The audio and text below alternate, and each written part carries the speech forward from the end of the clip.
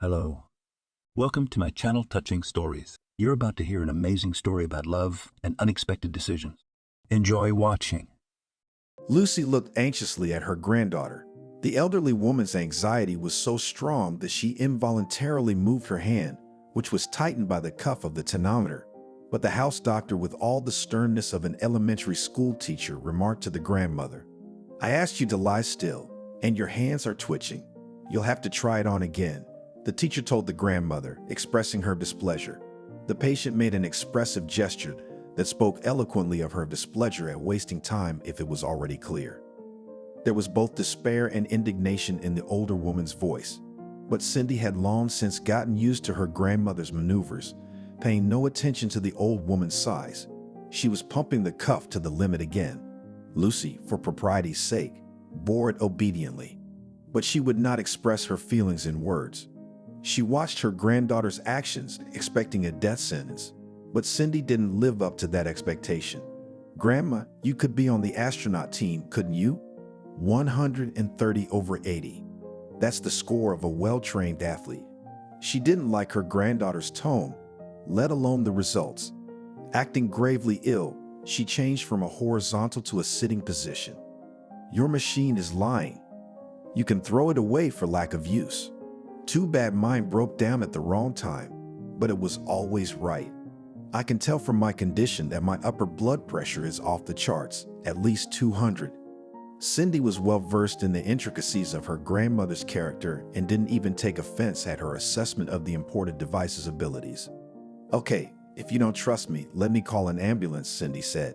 Lucy's face changed instantly, and her entire large body expressed outrage. With a bloodthirsty tone in her voice, she declared, "Is this where the dog is buried? I knew it. I could feel it.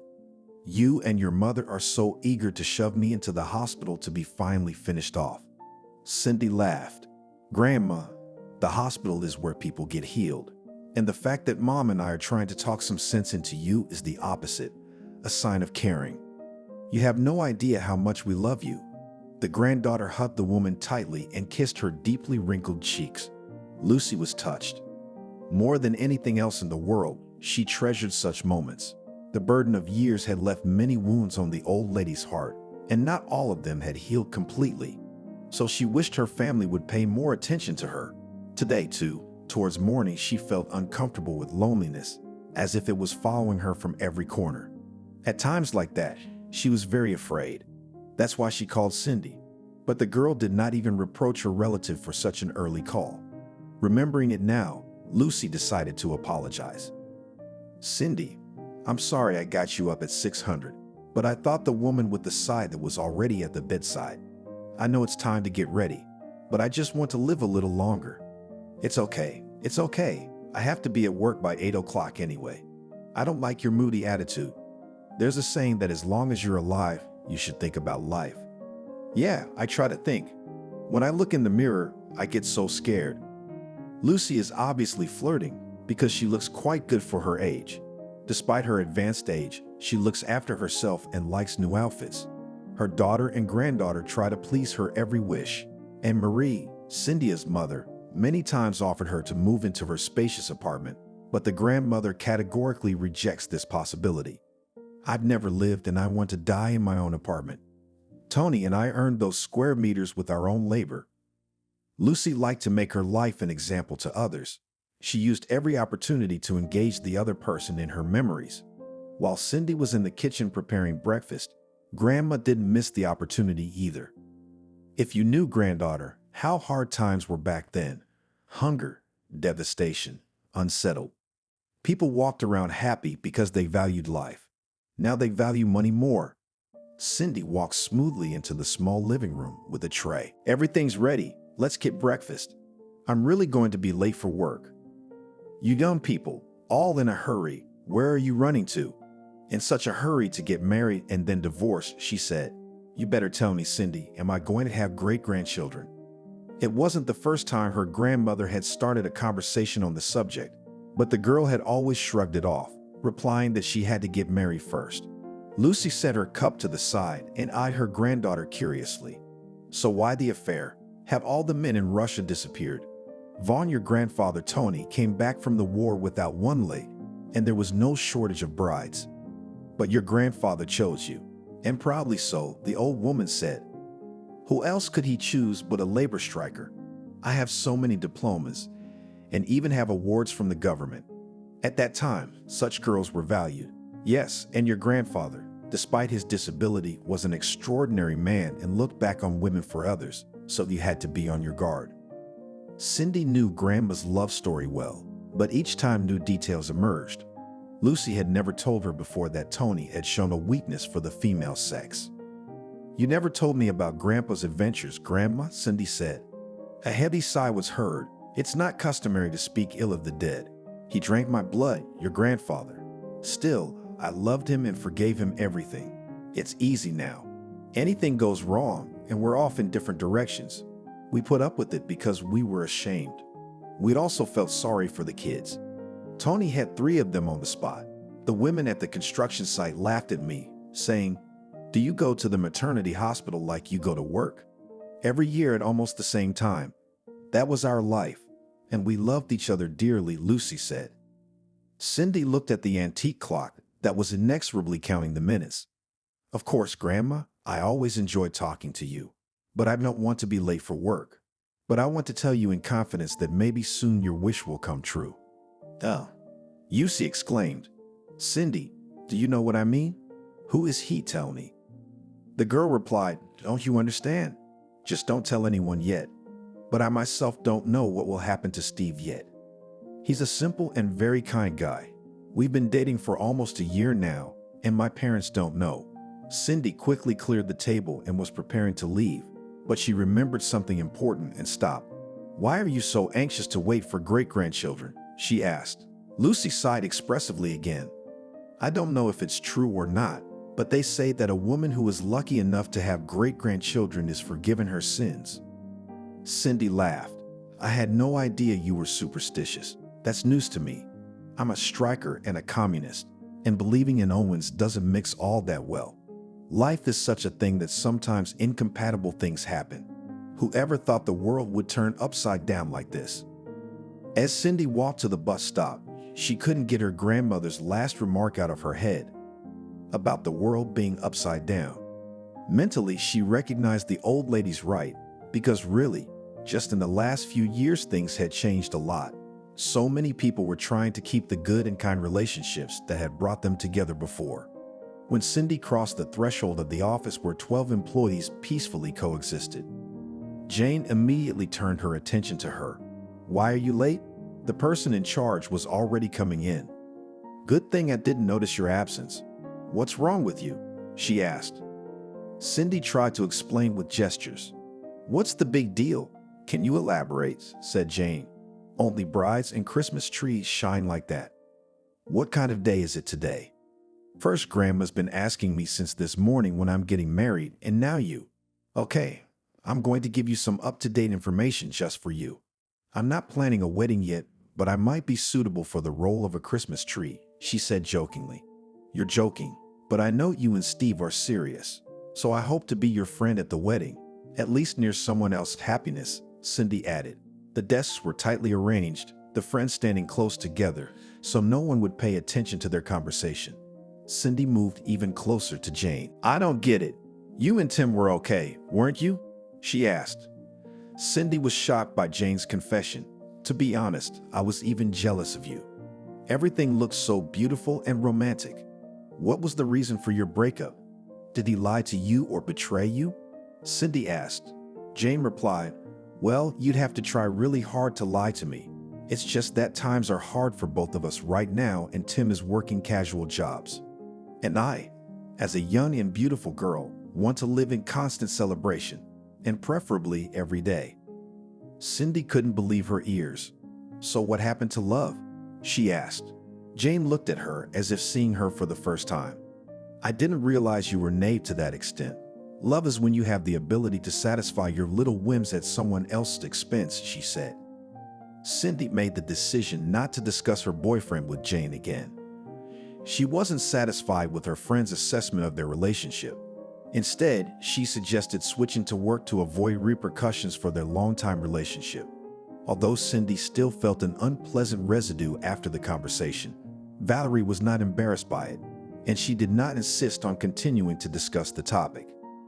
At the end of the workday, Cindy agreed to go for a walk with Jane, although she had her own plans for the evening. She realized that Jane would take up a lot of her time and she was a little uneasy.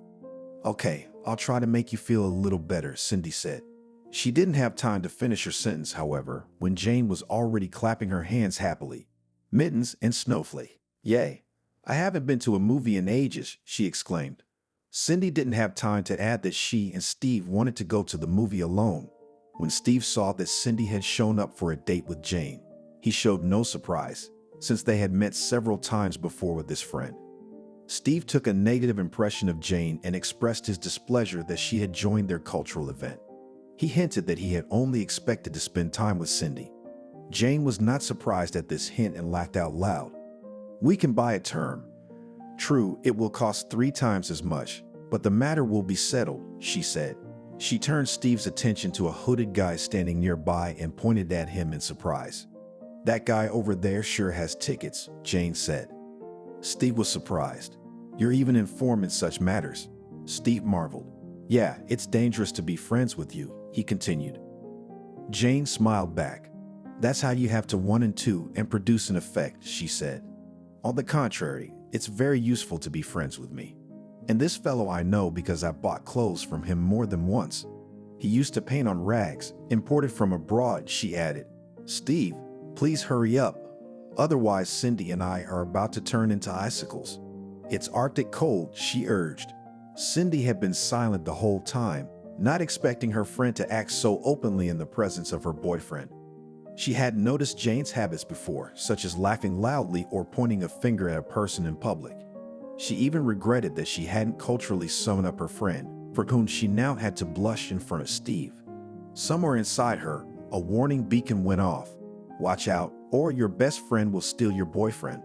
But by the look of Steve and his mood, it was easy to guess that Jane annoyed him a lot.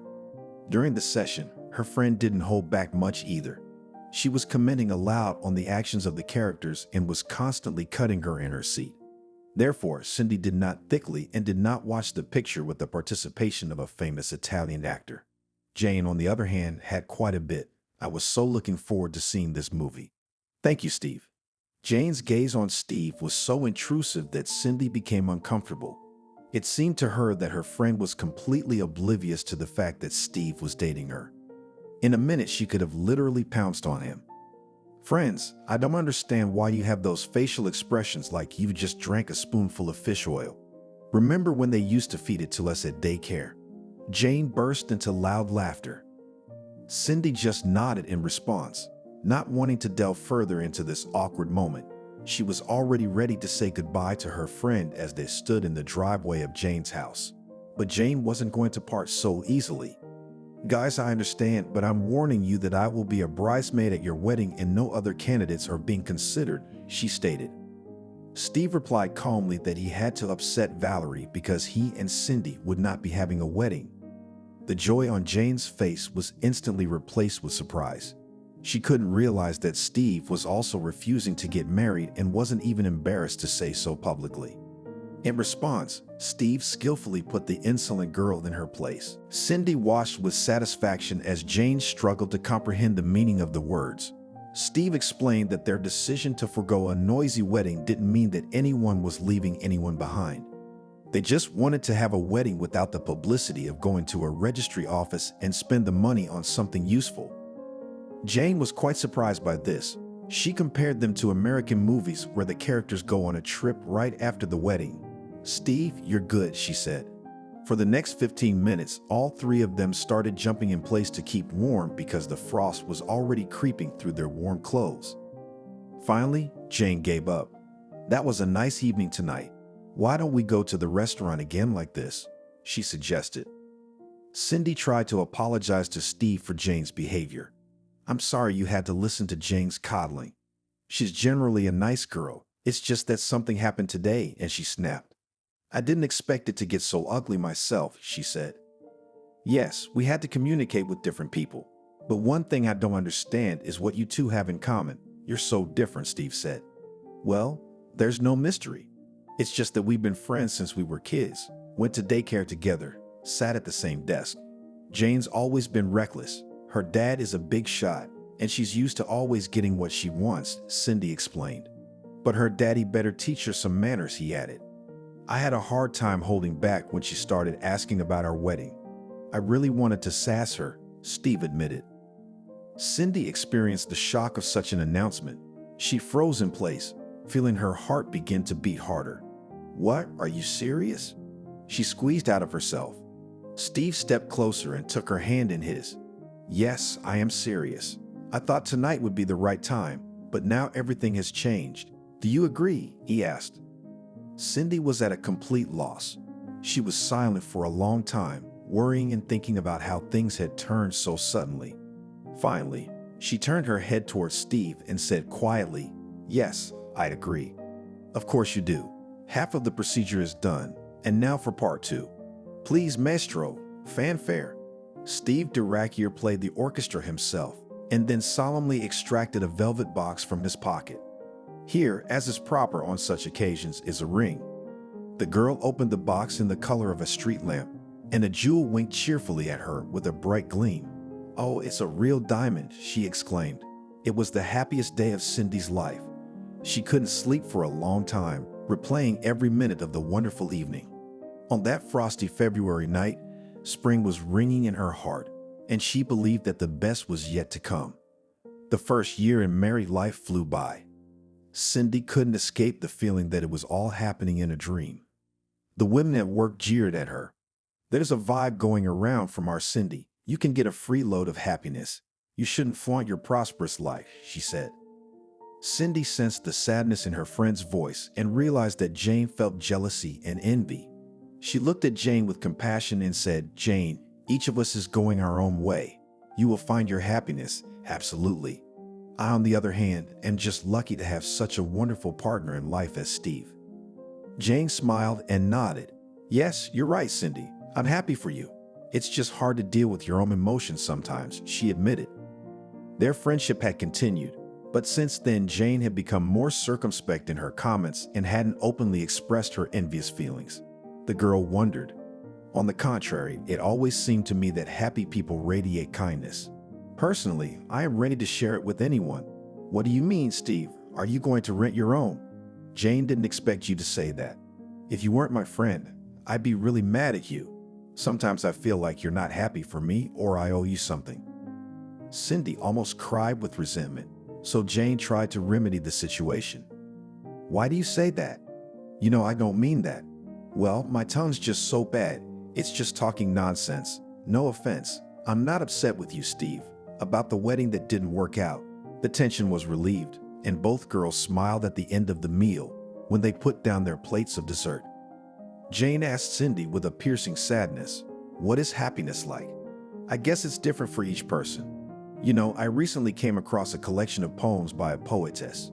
Anyway, she lived through the war. There was love and betrayal in her life. One of her poems struck me. It's about happiness, which this woman had spent her whole life collecting in bits and pieces. But you can't get much happiness this way, although it is very beautifully said. Yes, beautiful and right. You know, Jane, my grandmother told me many times about her youth. I mean, Grandpa was legless, and she'd cut her throat for him. I'm sorry, I didn't put it well, but according to my beloved grandmother's stories, it used to be the man himself was valued, and it didn't matter what his physical shortcomings were. It was what was inside that mattered. Jane looked at Cindy with wide eyes. Well, you're a real piece of work, girlfriend. You shouldn't be in accounting. You should be lecturing at some liberal arts college. And I'll be leaving accounting soon. What? Another surprise. Steve, did you get another job? You could say that.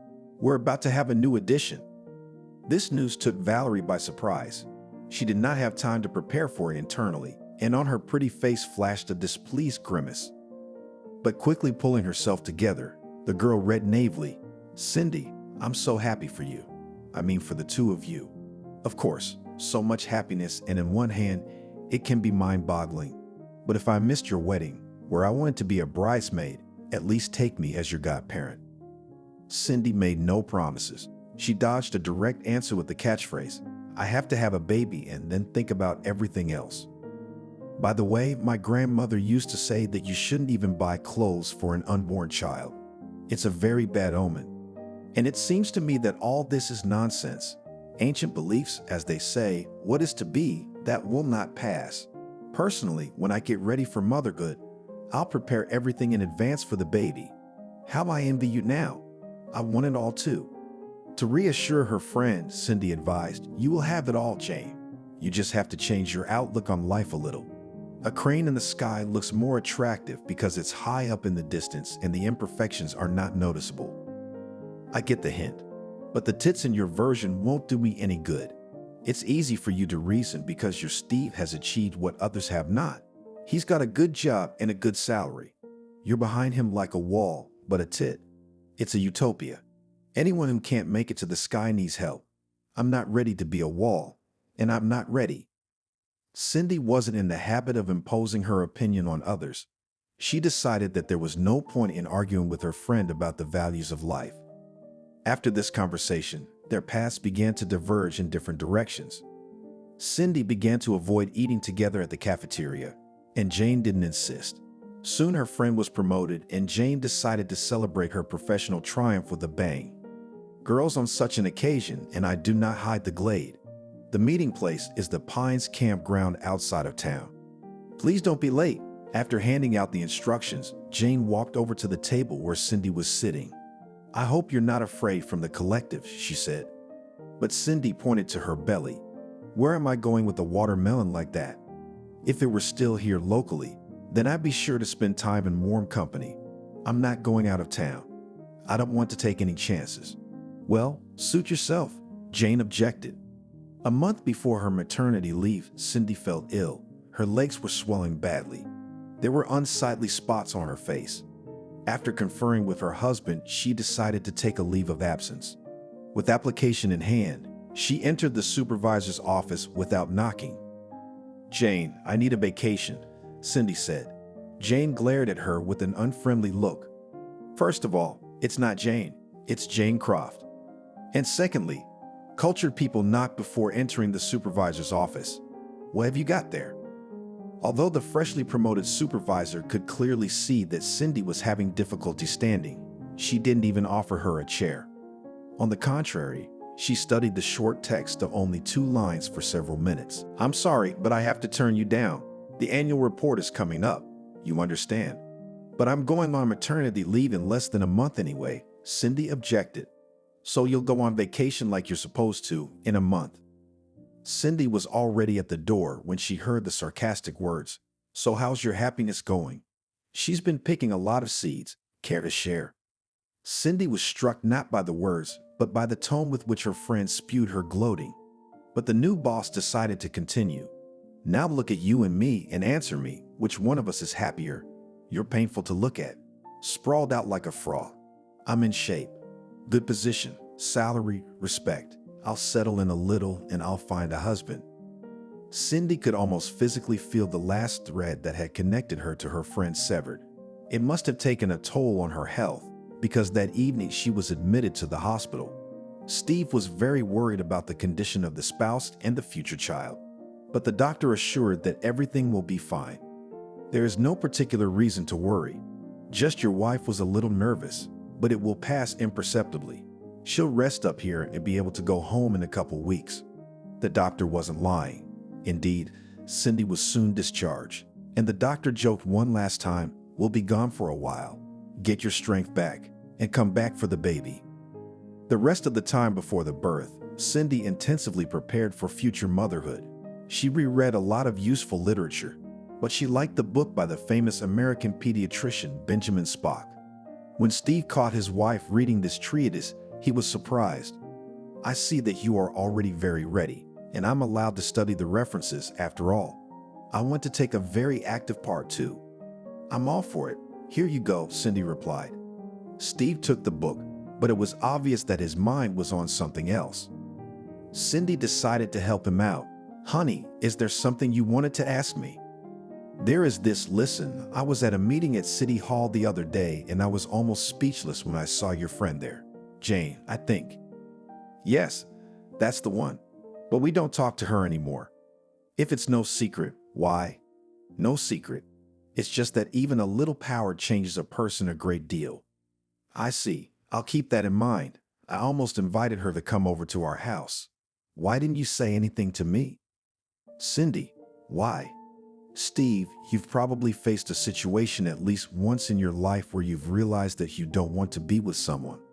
That's what happened with Jane and me. Our friendship turned out to be a bubble, but I don't regret our breakup. It's just a little bitter. Steve, it'll pass, especially since you won't have to go back to your accounting department. Cindy, have you made up your mind for me? Steve, no, but I'd like to suggest a change of field. We're opening several branches soon, and we'll need to expand our staff. Jane, okay, honey, I'll think about it, but let's not get ahead of ourselves. Although the whole family was worried about Cindy, Steve found a true friend and soulmate in Lucy. Cindy's grandmother reassured the future father, never bring yourself down. Everything will be fine. All women give birth. It's our lot by nature, and Cynthia will do just fine. The man wanted to believe the wise woman's words, but anxiety for his wife and child lingered. Thank you, Lucy, for your support. Your words to God's ears. Don't worry, honey. Heaven hears everything and angels are already circling ready to protect your baby. Cindy's father stayed on the phone. Finally, he shouted with joy, "That's it. The girl has a granddaughter." Despite the late hour, the relatives hurried to the hospital. Even Lucy decided to keep up with the company. Cindy's mother wanted to cool the old lady's ardor. "Mom, where are you going skiing? Why don't you stay home?" "No, I'm not. I'd waited this long for this day to stay home." When the delegation of relatives showed up at the emergency room, the nurse on duty looked at the unusual team with surprise. "Hold on, I'll call the ward now." Not 2 minutes later, the girl appeared. "Who was the father of the newborn?" she asked. Steve took a step forward. Wait, a little while now the doctor will be here. He wants to talk to you." The girl tried not to look into the eyes of the happily smiling Steve. There was also a strange expression on the face of the doctor who had invited him into the office. But the doctor's first words shocked the man. "It's very hard for me to say this, but the little girl wasn't born completely healthy. She has a severe heart defect, and she needs special care now. We have everything ready at home. The conditions are perfect. You misunderstand me. The baby can't breathe on her own, so we're gonna put her in a kivot. It's a special chamber where she'll be given oxygen. When she gets a little stronger in a couple of weeks, we'll send her to the perinatal center where she'll have surgery." Steve wasn't quite sure what the doctor was talking about. "What surgery? What are you talking about? I mean, she's just a tiny little thing. Tell me honestly, without surgery the baby won't survive." "Your wife doesn't know anything yet. It was a difficult labor, and we decided not to tell her anything yet. So it's your decision. If it's about saving the baby's life, of course I agree. But how could this happen? Why?" No one can give you a definite answer to that question. The most important thing now is to determine the treatment strategy. Do not despair. Although it is a difficult path, not all is lost. You will have to do several operations, but be courageous and patient. Basically, now the future of the baby depends on you and your wife. Steve walked out of the doctor's office and slumped down on the couch. Cindy's parents and grandmother looked anxiously at the burning father. "Steve, Dove, tell me what happened," Lucy asked, clutching at the man's arm. Cindy's parents also stood with lost faces. "What's wrong with Cindy?" "Steve, don't be quiet." Steve lowered his head slightly and wandered toward the exit. Lucy tried to catch up with him. "You can't paint it like that. They cure such diseases today, and they'll cure my granddaughter." Steve stopped and looked at the older woman with his manly smile. "I envy your optimism, Lucy, but I don't believe in angels and heavenly powers anymore. And for nothing, you should believe. Faith gives you strength." At first, Steve tried to follow his wife's grandmother's advice. He helped his wife in everything, on whose shoulders fell all the hardest. After the first operation, which little Lily was made when she was only a month and a half, the girl quickly went on the mend.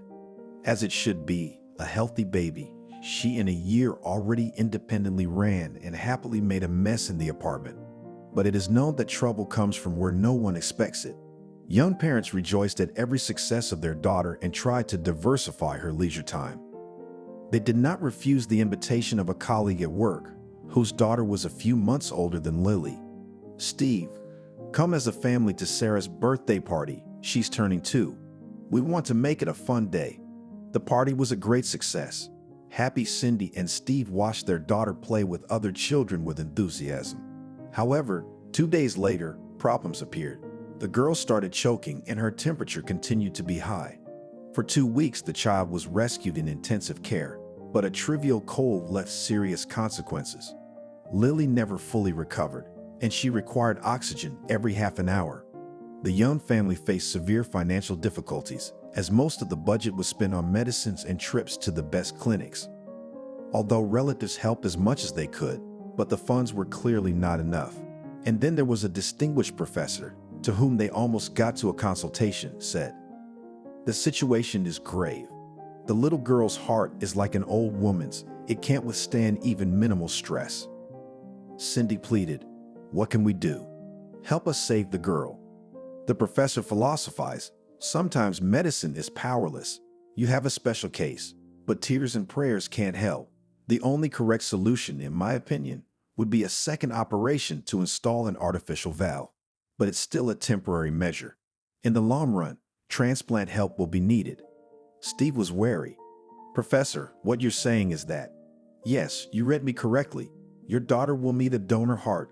But I want to warn you right away that the waiting list for such an operation is scheduled for years in advance. They say that shared grief brings people closer together, but Cindy and Steve were working against that law.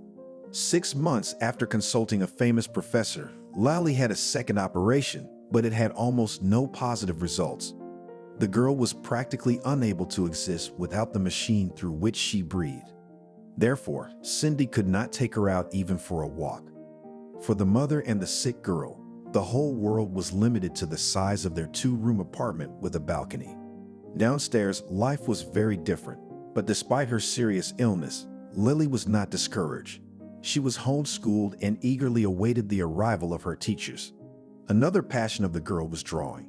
In her incomplete 8 years, Lily, with great talent, conveyed all the shades and details of her drawings. She enjoyed showing her work to anyone who was interested. One day, a teacher who came every day said, "Your girl has talent. If you don't mind, I'll show her drawings to an artist I know who teaches at the Academy of Art." At first, Cindy didn't pay much attention to these words, but soon several of her daughter's works were given to the teacher. But soon the burden of everyday life became so heavy that Cindy forgot all about it. One day she confessed to her mother, who visited them every day, "I feel like a snail in a shell. I imagine how my sweet grandmother would be reading these words right now. I wish she were around. I miss her very much." Mom was a real optimist. The only time I ever saw her cry was when my dad died. The rest of the time, she always had a smile on her face and filled the whole family with joy. Although we don't so much want to be like Grandma, for some reason we can't seem to make it work, especially lately. The constant moping won't let go. I'm just hanging in there for Lily. And Steve. I mean, he's always been there for me. Or has something changed? I didn't want to dump my problems on my mother's head, but I felt a strong need to share them with someone. I don't know if it was just my sick imagination, but Steve had changed a lot, especially in the last year. He's become irritable and even rude to me. He hardly ever goes into Lily's room. You should talk to him. I tried, but he refuses to talk to me directly. I get the impression he's afraid. Afraid of me and Lily and everything that's going on here. You know, Mom, my husband's been coming home later and later, so I'm starting to think he's got another woman. And if he leaves us, I don't know how we're gonna live. Don't worry, your father and I always have a shoulder to lean on. And Steve is such a responsible man. I'm sure he wouldn't do something so mean. Oh, Mom, I can't be sure of that. He's not the same. Suddenly, Cindy remembered the teacher who had praised Lily's talent. I'm totally boring you, but there's some good news, she said. Nico, the teacher took some drawings to show the artist. Of course, I don't believe in all the Cinderella tales, but who knows? Marie said thoughtfully, I told you 100 times that my granddaughter is a diamond. It's unbelievable for such a sick child to draw so well. You should hire tutors or art education teachers for her. Mom, I'd love to, but with what money? We're barely making ends meet. Medicines are so expensive, and we only have one breadwinner, and he's often in a bad mood. I don't think these lessons will cost much. My father and I will help. Maybe our Lily will become a famous artist. By the way, where is she? Cindy nodded toward the balcony, where her daughter had organized a plein air painting session. Although you can hardly call it a real nature, it's a small oasis of green under our balcony. The girl was passionately painting, sticking out her tongue. The mask of the device did not interfere with the creative process, and the young artist deftly corrected it every time she changed her body position. Marie leaned over to examine her granddaughter's work. "Well done, my good one," she said. Suddenly, the mask slid off the girl's face, and she began to cramp her mouth. The grandmother quickly fixed the device. "You are not allowed to make any sudden movements, and you can't even get excited much either," she said. "Grandma, don't be afraid for me. I'm used to it by now. And Auntie told us that soon I'll get a special device so I can go outside with it." Cindy confirmed from afar. "Yes, we have a foundation aide, Sonny, taking over Lily's patronage. They promised to help with the purchase of a new machine. But how long will we have to wait until enough funds are raised?" Lily unhappily interrupted her mother. "Mom, you've been talking to Grandma for almost an hour. Now it's my turn." Cindy relented to her daughter and said, "Okay, dear, I'll shut up and won't bother you. I better head to the kitchen and make something delicious." While her mother was busy in the kitchen, Lily called out to her grandmother and asked, "Grandma, do you want to look at something? Mom and Dad's anniversary is coming up. How did they get married?" Marie asked in surprise. "How do you know, granddaughter?" Lily replied with confidence, "Do you think I'm just a little kid? I even walk around the apartment by myself sometimes without that nasty thing." The girl nodded at her mask and said, "Don't think that if a man has a bad heart, his head doesn't work. I understand perfectly well." Marie was amazed at this maturity of thinking in a sick girl. She asked, "Who put you up to this?" Lily replied, "Grandma, you're so full of it. I saw on TV a boy with no arms painting with his lips. I have arms and legs, but they'll replace my heart later. That's what the professor said." She laughed and said, "Oh, well, you totally distracted me. I wanted to show you the drawing I'm going to give to Mom and Dad." Lily rummaged through her drawing folder and in a second pulled out a bright and colorful drawing. It was easy to recognize Lily and her parents in the three smiling people in the drawing. The little girl corrected her mask machiniatically and asked with undisguised pleasure, "Isn't it great?" "That's just great. You're so smart." Tears came to Maria's eyes, but she tried not to upset her granddaughter and left the balcony, saying, "I'm going to go to your mom to help, and you keep drawing." The drawing with a positive story was left on the balcony. Apparently, the little artist forgot to hide it in her folder. In the evening, Steve, as usual, came in when his wife and daughter were already asleep.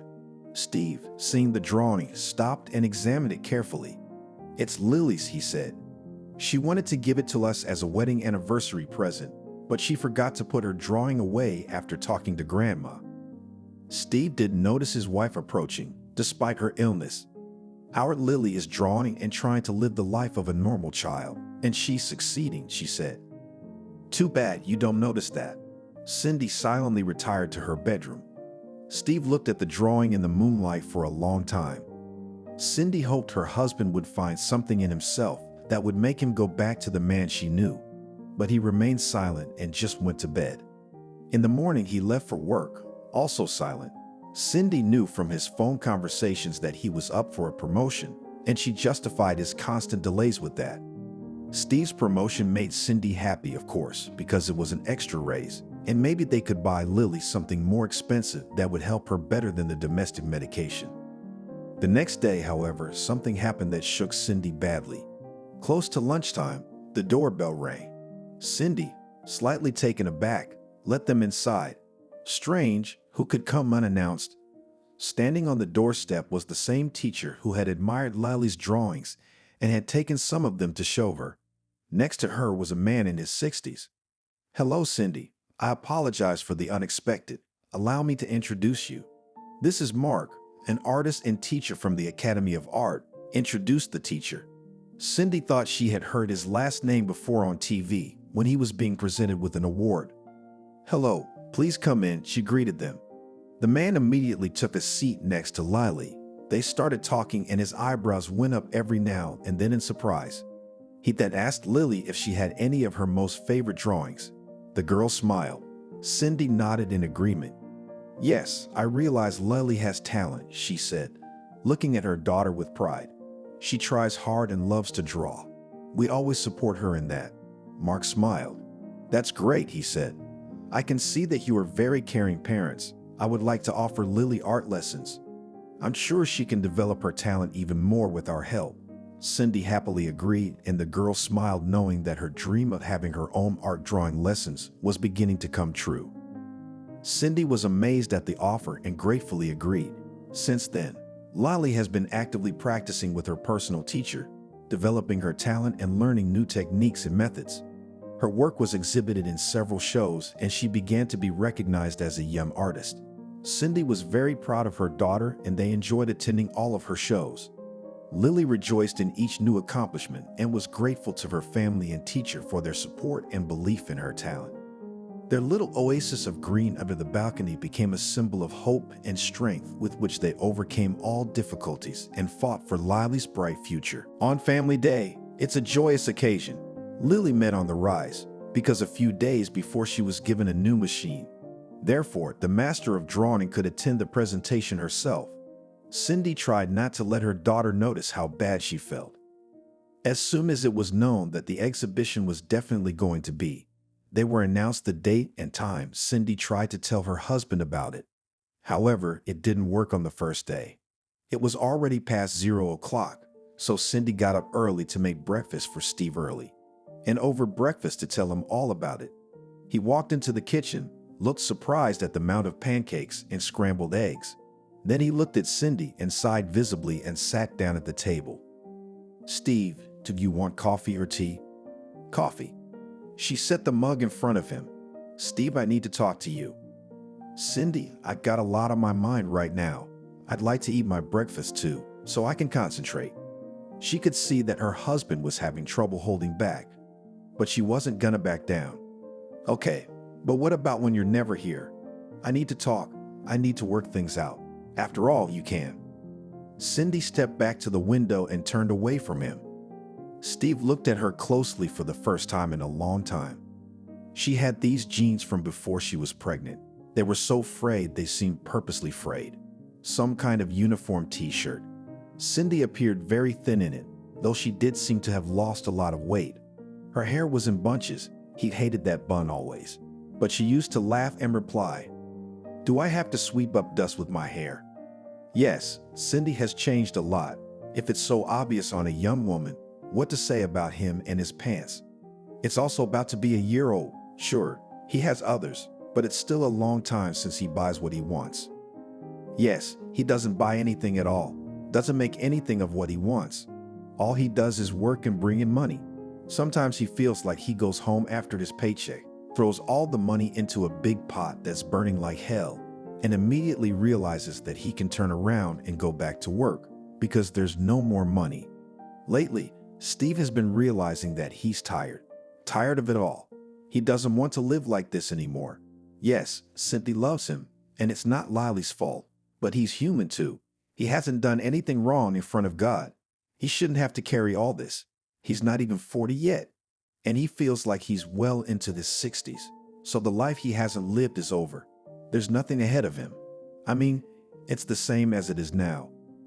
Cindy turned around and Steve saw the determination in her eyes. "Cindy, don't get me started.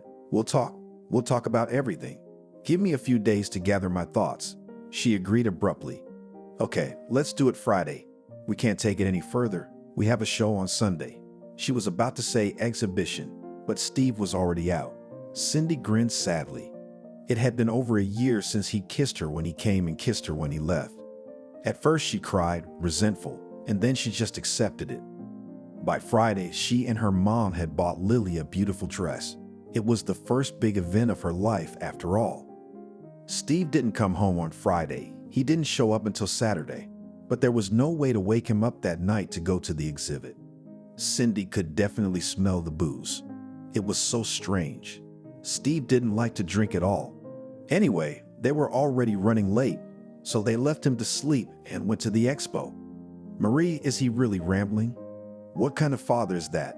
Such an event and he can't go to the baby. Mom couldn't even manage to tell her about him and the event because Steve is never home. Marie gasped with indignation, but that's okay. She'll talk to Steve again. Cindy has fallen out of love. It happens, but the baby had nothing to do with it. The show was a real success. So many words were said for Lily that the girl got excited and even had to take medication. But Grandma and Mom saw it coming. That's why there were no consequences. And then already at the very end of the holiday, Mark brought a man to them. "Lovely ladies, please love and complain. This is my son, Rick."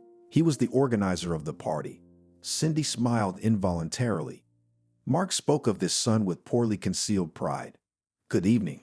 I'm very pleased that my father was not wrong again. Creative people catch fire very quickly. But tonight, shocked, though my dad says I don't know how to feel like artists." Cindy had time to get a good look at the man while they engaged in quite the small talk. About 40 years old, maybe a little more. Very personable, austere. But not until he started smiling. A mischievous, boyish smile. And at that moment, it was clear that no, he was 40 and could not be. "Actually, I approached you for two reasons, or rather, two things. One, Cindy, several people would like to buy your daughter's drawings since she is underage. Our man who handles auctions and sales will help decide on the price. And two, I'd like to invite you all to a restaurant to celebrate such a success. But I guess that won't be possible," the man said, looking pityingly at a tired and pensive Lily. "Yes, unfortunately, there is no way. Lily should be resting long ago," Cindy replied. But then Marie intervened. "Cindy, I think an event like this should definitely be celebrated on this very day. You could invite Rick and Mark to our house," she suggested. Cindy smiled modestly. She was embarrassed by her mom's words, but now some words from her were required. "Okay, let's do Tuesday. It's Lily's free day. No classes," Cindy said. Rick smiled contentedly. "Oh, how pleased I am. If only who knew? I hate these restaurants. Here's my whole life across my throat, and I'm always mixing up forks," he confessed. Cindy was immediately relieved. She'd been thinking frantically for a second before he said that, wondering how to get everything set up and ready so she wouldn't fall on her face. Turns out great people can be ordinary too. They agreed on a time, and Rick offered them a ride. Maritoniova immediately said she had somewhere else to be, so Cindy and Lily had to drive alone. They talked mostly about the exhibit and the house. Rick smiled. "So I'll see you the day after tomorrow. Does that work out?" he asked. "That's great. By then, I think we'll have our buyers decided," replied Cindy. They said their goodbyes warmly. Lily could barely move her legs. "I called it," Cindy thought. She immediately put the girl to bed. She heard Steve splashing in the bathroom. Very good, she thought. Now they're going to talk. Well, he's not so callous as not to be pleased with his daughter's success. About 20 minutes later, the bathroom door opened and Steve appeared in the kitchen.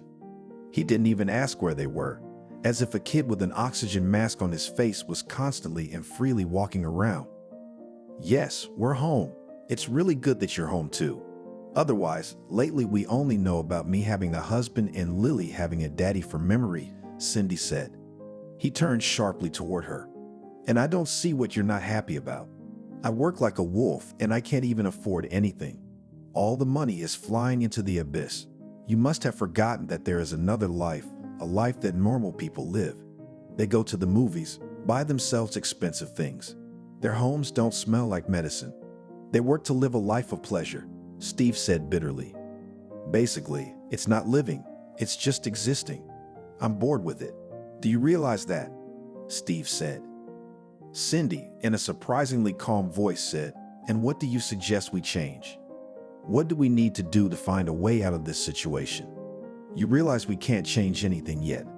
"That's right, we do," he added. "But I can't.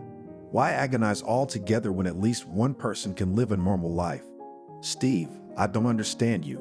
Above all, with a shake of her head, She tried to understand his words. Cindy, I'm leaving. I don't care what you think of me, but I don't want to live like this anymore, Steve said and sat down at the table. Cindy felt the ground beneath her feet shake. Leaving? But it's death for Lily, she whispered with worry and fear. You know yourself that the medicine they give her hardly helps at all. We have to buy everything. How are we going to manage without you? Cindy said with pleading in her voice. Steve shook his head negatively. Cindy, don't try to pressure me with your pity. I'm not trying to. I want to understand, are you consciously going into this knowing how it will affect our daughter? She asked bitterly. Steve silently stood up and walked out into the hallway. Cindy, crying, tried to follow him. Steve, please come to your senses. Think about what's going to happen to us, she screamed. But he only threw on his jacket and turning to her said, when you calm down, pack my things and don't try to look for me. Nothing will change. Then he closed the door behind him and Cindy folded herself on the floor, crying. What to do now? How to go on with her life? A few minutes later, she heard her daughter calling for her. Cindy hurried to her. Lily was pale, but Cindy didn't see anything serious. Mommy, can I draw? Lily asked. Cindy smiled. You draw all the time. Don't you get tired? She asked. No, Mommy, I like it so much. I even feel better, replied the girl. Cindy restrained herself so her daughter wouldn't notice her confusion. She didn't want to disturb the child. In the evening, when Lily was already asleep, Cindy sat down in the kitchen to assess the medications they had and what they had to buy. Cindy counted the money and realized they could get by for a couple of months if nothing went up in price. She clearly realized that if she didn't come up with anything in those 2 months, she would be finished. But the next day, she remembered that they had to have guests. Cindy had to set aside some more money from the budget for Lily. She did everything by machine, smiling at her daughter, cooking, talking to her. But her mind kept spinning with thoughts of how to handle the situation. The guests arrived on time, but Cindy's mom called to let her know that her dad was sick, so she wouldn't be able to come. Cindy couldn't get enough of the cold as well. You're sorry, daughter, I'll manage, and then somehow I'll be there on my own, she said, trying to reassure the child. Okay, Mom, I'll manage. Mark and his son arrived right on time. Cindy smiled and invited them into the room. Mark immediately felt the atmosphere of home warmth. What are the scents? How can you give up such smells in favor of restaurant smells? He remarked. Rick smiled. Dad was always a stickler for home-cooked meals and family gatherings at home. Mom never managed to accustom him to the social life, he said. Why didn't you bring Mom along? Cindy asked. Cindy looked at Rick. She died 10 years ago. Daddy barely made it out. He loved her very much. Mom was an opera singer and sang until she died. She was a romantic. She was very much into glitz, glamour, he explained. Mark was quiet for a moment and apologized for his question. That's okay, Cindy replied, though inside she was upset. She realized who might have brought it up, but she decided to ignore it and spend the evening in a pleasant atmosphere. We're feeling better now. Mark's voice came from the room where he was talking to Lily. Cindy made a gesture toward the room and said, Come in, please. When they entered, Mark was standing by the table looking at something and quirking his eyebrows in a frown. He glanced quickly at Cindy and then said to Riku, Come here. Now both men were looking at the drawing and were silent. Cindy smiled and asked, What did you see in there? You know? Coincidentally, she wanted to take a look too, but Lily stopped her by saying, Mom, it's not finished yet. Lily quickly hid the drawing, and Cindy was surprised, but decided not to argue with her daughter. She would ask her later why she wasn't allowed to show her unfinished drawings. As they sat at the table and listened to Mark marvel at each dish, Cindy relaxed a little. Rick pushed his plate away and said, So, can we talk business now? I have a card that receives funds from the sale of Lily's drawings and paintings. There's quite a bit of money already accumulated there. I'd like your permission to take some of the works to Italy. There's an annual Young Talent show there in a week, and the prize is very impressive. Cindy replied that she was not receiving any help from the foundation or a foundation of her own that she had set up. Mark apologized for such an uncomfortable question and said that he understood that the medications were not being allocated in sufficient quantities. Cindy explained that her husband had lost his job and now they were barely making ends meet. She felt she was all alone with her problems. She thought strongly that she needed to find a way out of this situation and secure a future for herself and her daughter. Cindy replied that her husband had left them a short time ago because he could no longer work just for her and the sick child. Rick felt awkward and choked on his tea. Mark clenched his fist in a show of support. "Don't worry, Cindy. Everything that happens in life happens for the best," he said. Cindy smiled weakly. Meanwhile, Steve made his way to the park and sat down on a bench. Soon, a woman came over to him and sat down next to him. "So, how did it go?" she asked. "How do you think?" Steve replied. Jane placed her hand affectionately on his shoulder. "Relax. All the bad things are behind us. There's only positivity ahead. In a month, you and I will go to the sea," she said, trying to encourage him. "It will be a great reward for your torment. You'll come back with renewed vigor," Jane said. "Let's get to work. I'm sure you're due for a promotion. You know how hard it was to breathe without oxygen." "Yes, I understand," Steve replied. "Jane, let's make a deal. Let's not bring them up again," he suggested. "Sure, whatever you say," Jane agreed. "So, shall we go home?" "I ordered dinner from the restaurant. I also bought some wonderful wine. I took the next day off, so we have the whole night off," she said with a smile. Steve smiled back. He would try to put everything that kept him from enjoying life out of his mind. This was the kind of life he had dreamed of shattering, or rather, when he had started hanging out with Jane. It had all happened suddenly, and he hadn't thought about cheating on Cindy, much less with Jane, whom he disliked since the very first day he met her. To be honest, he hadn't seen her in a long time, probably since Cindy was still pregnant. He'd never once met her or had any interest in her. It didn't matter to him how his wife's ex-girlfriend lived. That day, his car failed to start again. And of course, it didn't happen outside his house, it happened at work. There was no public transportation running at that time, and cabs were too expensive, especially to the other side of town. He decided to walk to the nearest shuttle bus stop, very thirsty. Seeing a small store up ahead, Steve turned there to buy some water. At the door, he almost bumped into some woman. "Excuse me, did you say something?" he asked. And the lady suddenly said, "Steve, isn't that you?" Surprised, he looked up and saw Jane in front of him, well-groomed, wearing makeup and smelling of expensive perfume. He didn't immediately recognize her. "What are you doing here at this hour?" he asked. "My car broke down and I'm walking to the center and you're driving. See, my head is working," she replied, smiling. Steve turned around and saw a bright blue BMW. "That's a nice machine, but that's not what I'm talking about. I'm talking about giving you a ride." "Go ahead, buy what you need and get out. I'll wait by the car," Jane offered. Steve took the groceries he needed, walked out of the store and saw Jane, who was indeed standing by her car.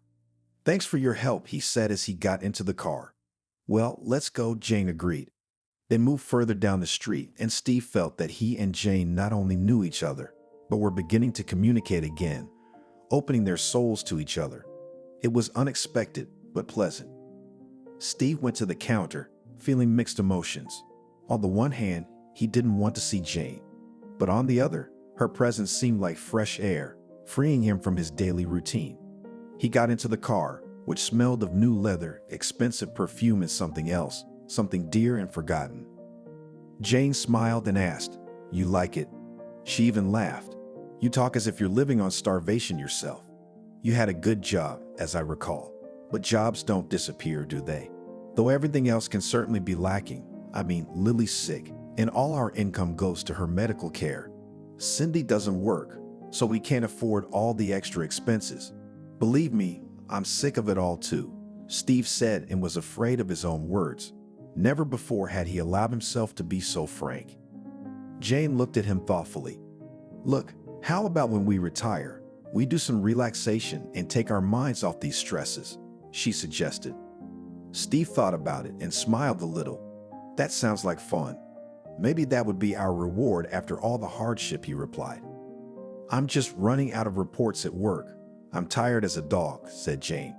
Steve, not much of a drinker, felt that he didn't feel like going home. Then he suggested, let's go to my place then. I have everything the soul wants in my bar. Steve had not expected such a turn of events on his part. He thought that they would just sit somewhere on neutral territory. And then Jane offered him to come to her house. He realized how such a sit-down could end. Suddenly, he was overcome with a fever, and images of Jane on lush sheets with a glass of champagne in her hands came into his mind. In a hoarse voice, he replied, "Come on, you. Why not?" That night turned everything over in Steve's mind and made him rethink his attitudes and expectations. Jane very subtly and discreetly showed Steve that his self-indulgence was pointless. Think to yourself, what's your fault? You don't have any genetic abnormality. There are no people in your lineage with this condition. Why do you have to suffer your whole life? Don't you think it's unfair? You could live a very good life, she said. Steve listened to her words carefully, realizing that she was right. Maybe he really should reconsider his situation and find ways to live a full and happy life instead of being tormented all the time. I'm sorry, though. It's none of my business. Let's have a drink instead, Steve said. They had a drink, and then Jane put on some beautiful music and asked him to dance. It had been a long time since he danced, a long time since he felt such a romantic setting.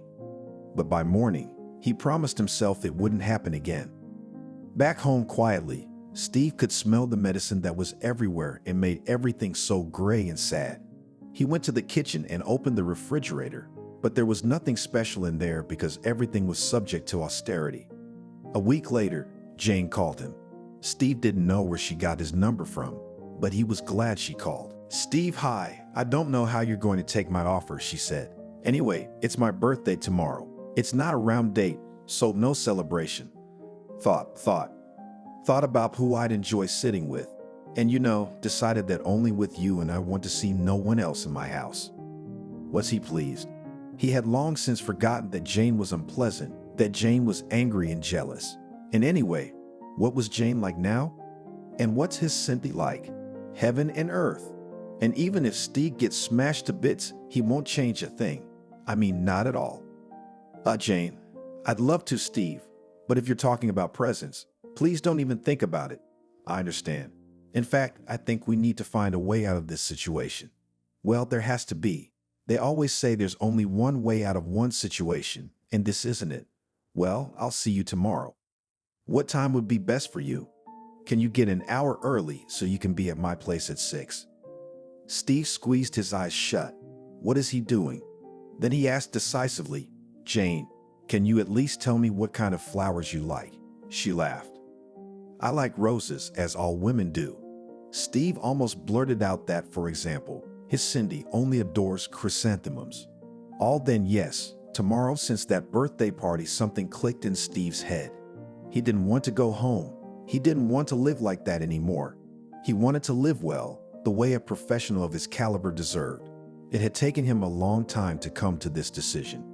Even though Jane had urged him to move almost immediately, maybe he'd still be hesitant. But then Cindy started talking to him. How'd she get him to do all the posts? And when she caught him up, he just wouldn't shift that unpleasant conversation again. What was the point of putting up with it? He'd said everything to her, everything that was on his mind. Everything had almost been ruined by that drawing, the one he once found on the balcony, and something stirred in his soul. It made him want to cry. I went to bed feeling upset. By morning, I decided I had to end things with Jane after all.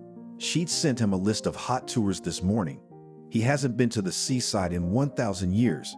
It's so tempting. The vacation at work was no problem. "Steve, of course you should go. Don't we get it? You haven't been on vacation in 5 years. Don't worry, we're gonna support your department. So you'll be back. You'll be fine." "How's yours?" His boss looked at him sympathetically. What could he tell him about leaving them? Well, of course he couldn't. He shrugged. "Nothing new." "All right, go on. I won't keep you. Take a break from the hubris." Realizing, though, that a whole different position awaits you after your vacation. It's a good thing you're on vacation. You'll be up and running again. He recounted the conversation to Jane. leaving out the line about his family. Jane rubbed her hands together. But life is getting better. I'll have to get you a decent car first. Your junker's been asking for a scrap for a long time. Then we can expand our place. Steve was lying on the couch believing that's the way it was gonna be. How could it not? He was a free man now. The vacation at the sea was unforgettable. Steve never once had the urge to call to see how Lily or Cindy were doing. And Jane never left a minute to spare.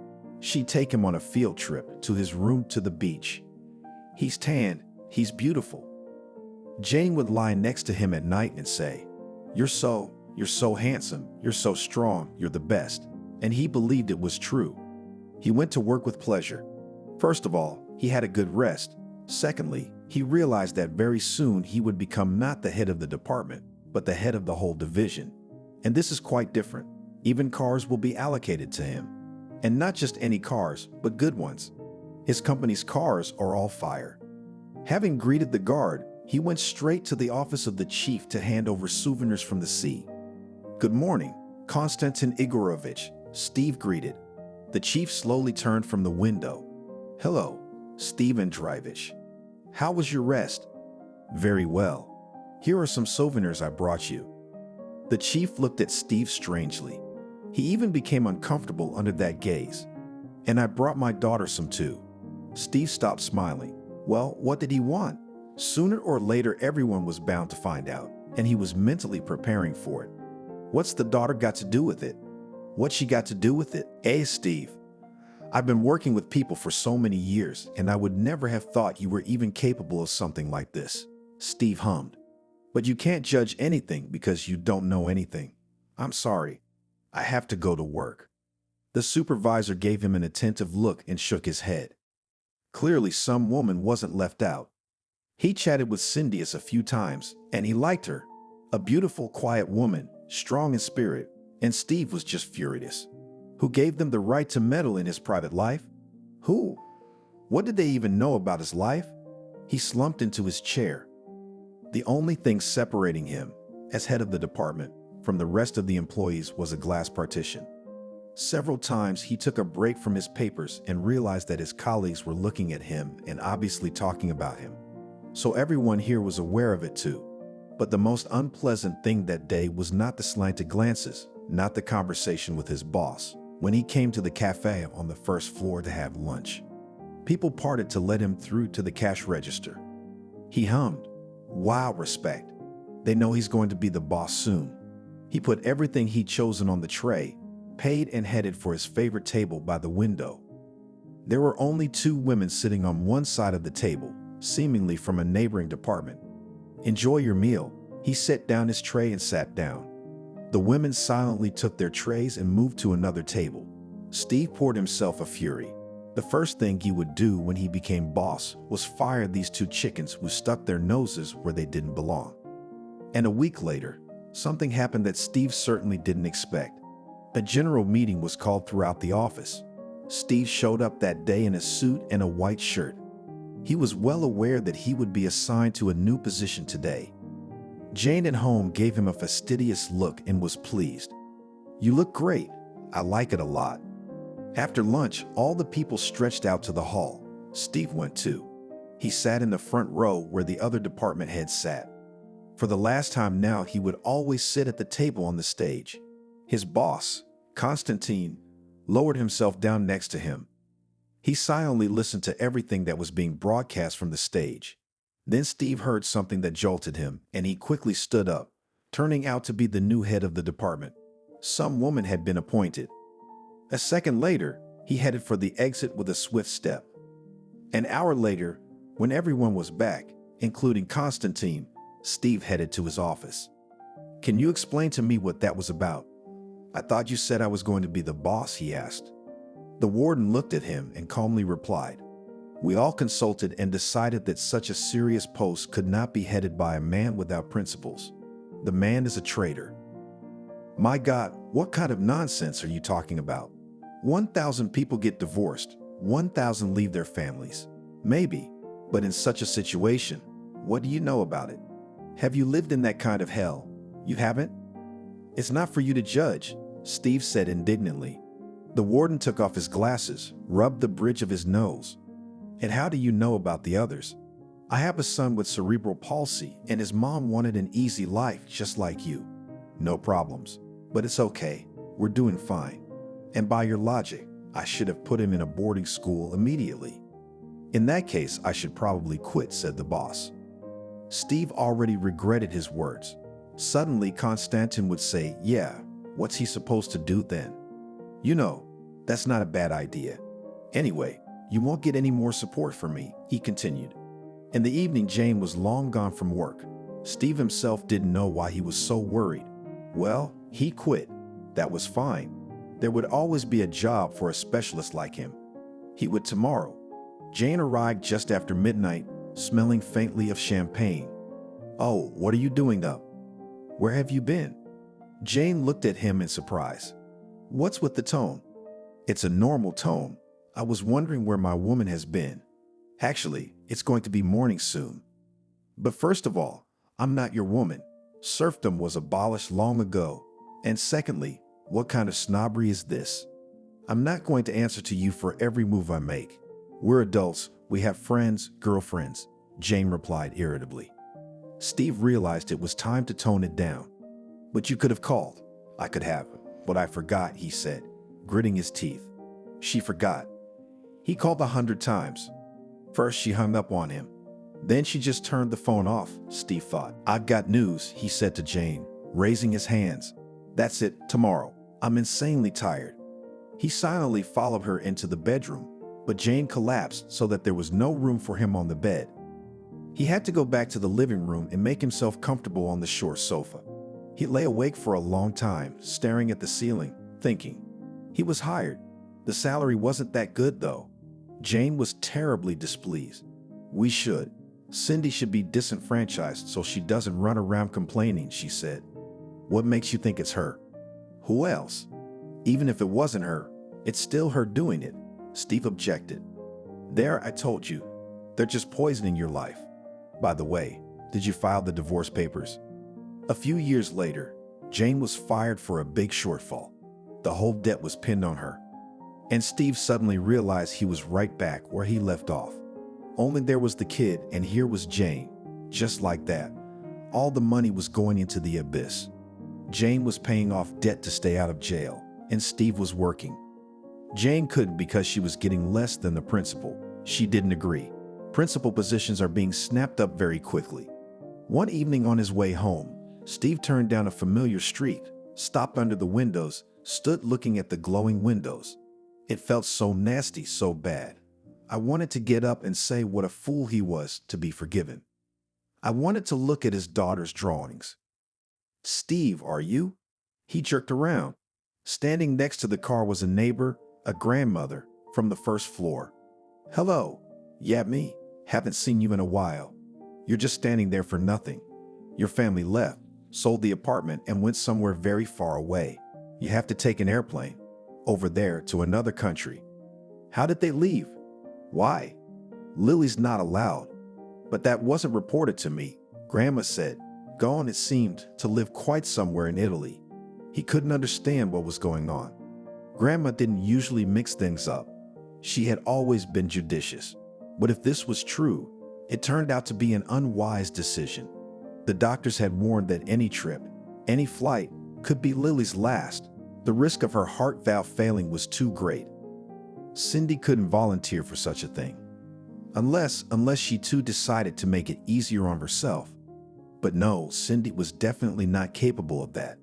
He drove out of the yard, thought about calling Cindy's mother, but then decided he'd better not. Now, at least, he could live in peace. But life still wasn't working out. Everything was going wrong. Jane got a job as a bookkeeper at some firm and was making sense. The firm where Steve worked was bought out and recruited young employees. He was offered to stay on as an errand boy or quit. Now he was earning money with some odd jobs. Everything was going wrong. The car was his only asset from the past when he was at his peak. He and Jane had managed to buy their car. Jane sold it as soon as she got into debt. Today, he came in with another job. There was an urge to have a beer and just sleep. But Jane had other plans for him. What are you doing? Giving up? What's the big deal? I'm actually tired. Do you watch the news at all? There's an exhibition of an artist from abroad starting in our town today. She's very talented, but that's not what I mean. The Broads were saying today that the city is flooded with foreigners. Cab drivers must be making a lot of money these days. How about tomorrow? It's kind of a holiday for you and me today, Jane said. Steve looked longingly at the 2 bottles of beer. Maybe tomorrow, he thought. It's kind of a holiday with you and me today. A holiday? What kind of holiday? But I left you 10 years ago. But I wouldn't call it a holiday. Personally, I'd had nothing but bad luck since you left. So, is it okay that you ruined my family? Who needs you? Should I have lured you in with a finger? You didn't have to. You just dropped everything and came running. Even a sick kid didn't stop him. What a man, Jane continued. Steve jumped up, fists clenched. You what, you? He asked. Are you going to hit me? Come on. He stood there, unmoving. Well, here you can't even do that.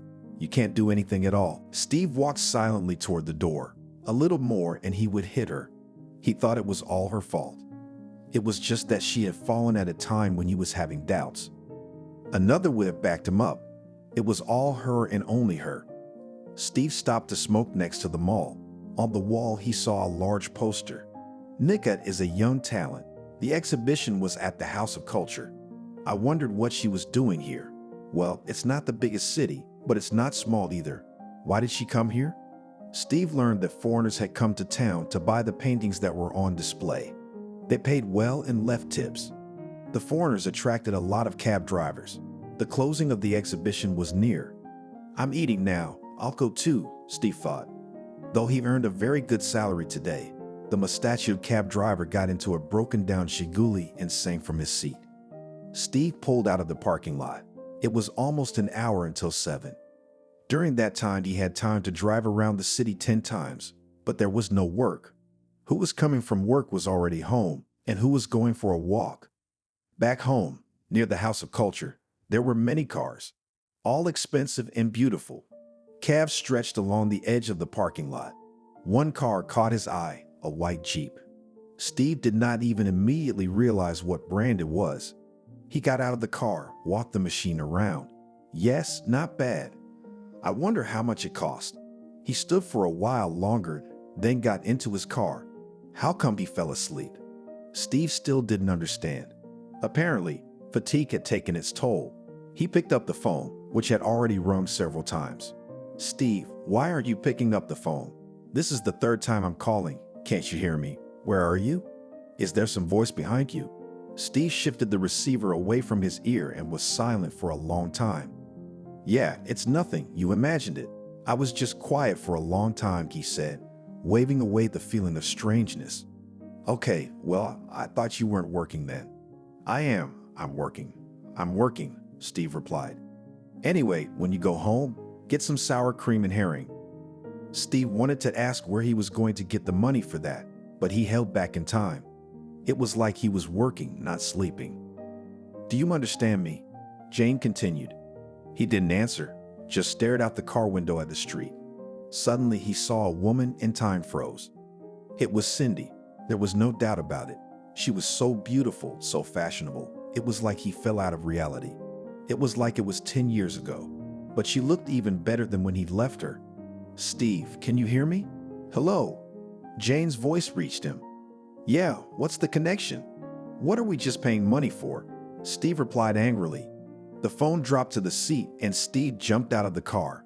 Cindy, a woman who had been walking too slowly, stopped, looked at Steve, and her eyes widened in surprise. Steve, yes, it's me. What's not to recognize? You look beautiful, he said. Cindy's eyes went cold.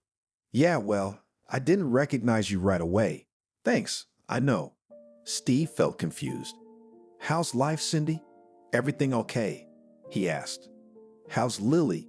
It was at this point that he realized he had done a huge stupid thing. Why was he asking about Lily? Although, on the other hand, Lily is his daughter. There's nothing wrong with Lily either, she said. Steve tried to correct his inappropriate phrasing. He was surprised, and apparently he did it too obviously.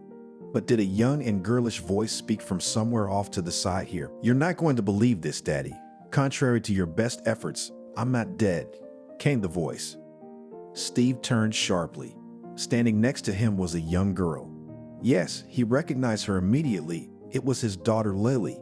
Behind her stood a man a little older than Steve himself, looking at him unkindly. "Why did you do that, Lily?" "I meant you no harm," said Steve. The girl laughed. "You didn't? You didn't mean us or me any harm when you left us with no money, knowing how much the medicine cost. You knew perfectly well that without them I might die. Mom kept it a secret, but I heard what you told her before you left. But it didn't seem like your life was any better without us," Lily continued. Steve was stunned. What kind of trials had his mom gone through while he was taking a break from them?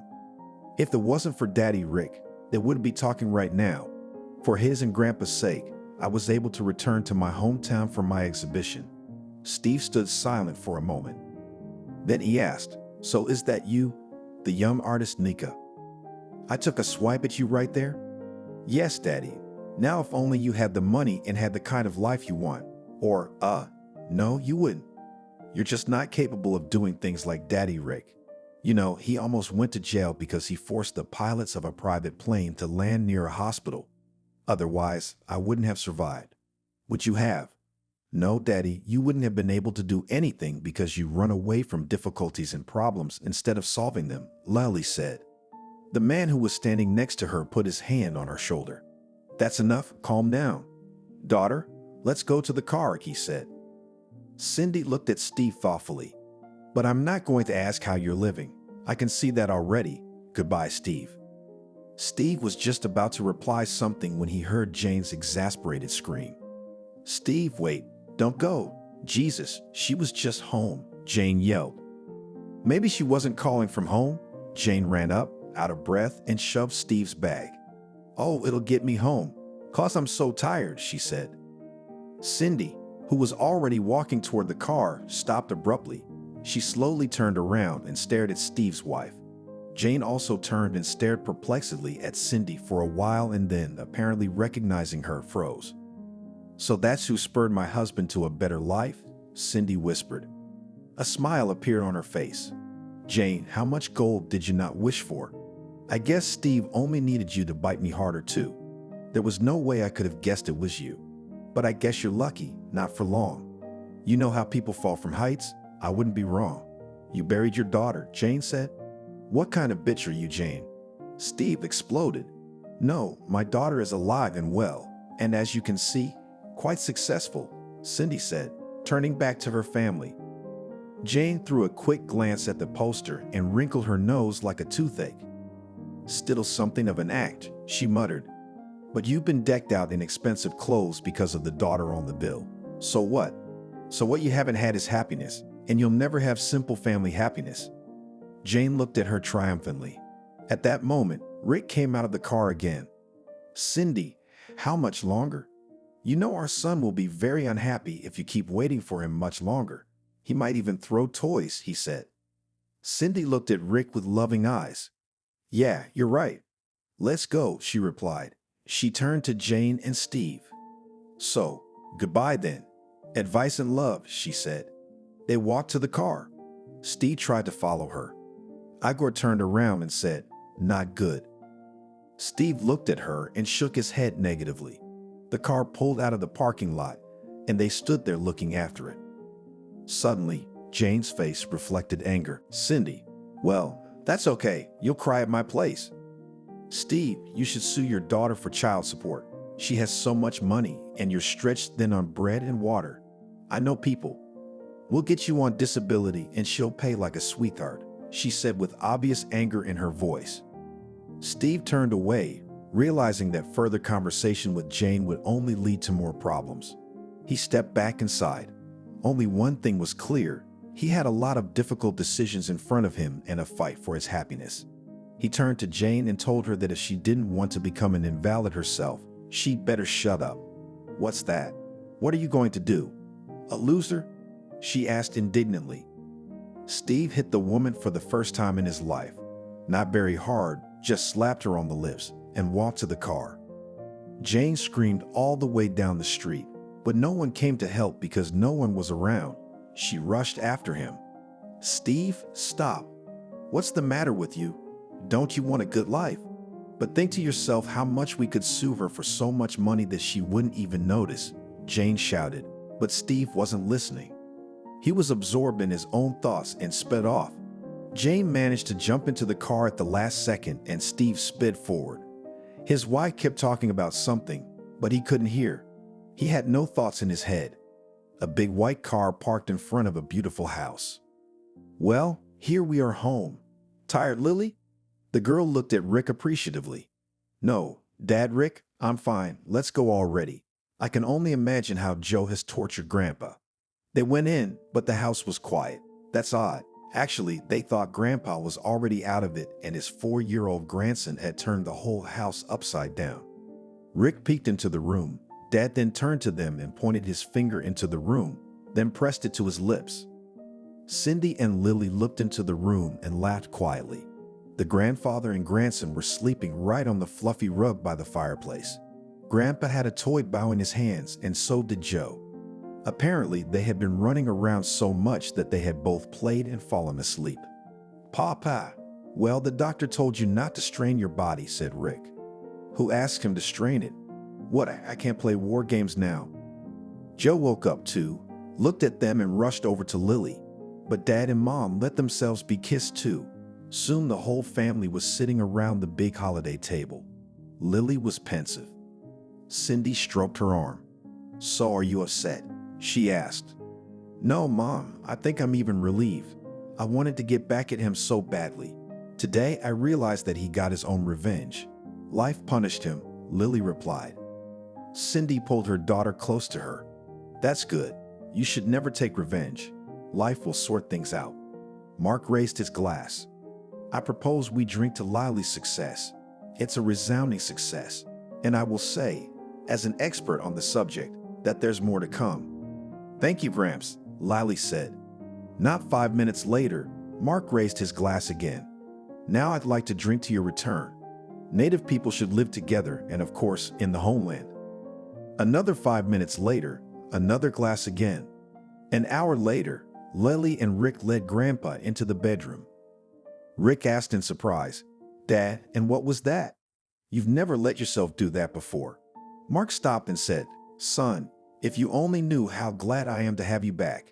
You don't realize how lonely I was out here," the old man said. Rick looked at him in surprise. "But you never said anything." "Should I have?" Mark asked. "No, I didn't want to interfere with your life," replied the old man and went straight to sleep. Lily said, "How he suffered and why didn't we come back sooner?" Rick hugged her and said, "Nothing. We'll all have a life together now. You'll paint. Mommy will plant flowers like she wanted. Daddy will help her. He's a beauty lover too. I will finally take over the firm that is located in this town." Lily brushed away tears. "Joe will go to daycare. He's going to fight and hurt the teachers there. And we'll be scolded and called to the superintendent's office all the time. And we'll set up a line and take our turns at it. We'll see who gives him the fastest," said Lily, laughing and adding, "Come on, Mom must have lost us." They walked out into the living room and saw Cindy and Marie sitting on the couch. Cindy was looking at an album in amazement. In that sketchbook, Joe was drawing all the time. "Mom, what's wrong with your face?" Nick asks. The girl looks in the album, takes a long look and then laughs. "Congratulations, there's one more artist in the family." They laugh and hug.